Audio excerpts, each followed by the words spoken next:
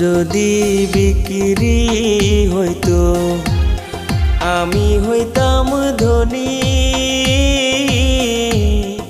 আমার কাছে আছে সই গো দুঃখ নামের খনি, সই গো দুঃখ না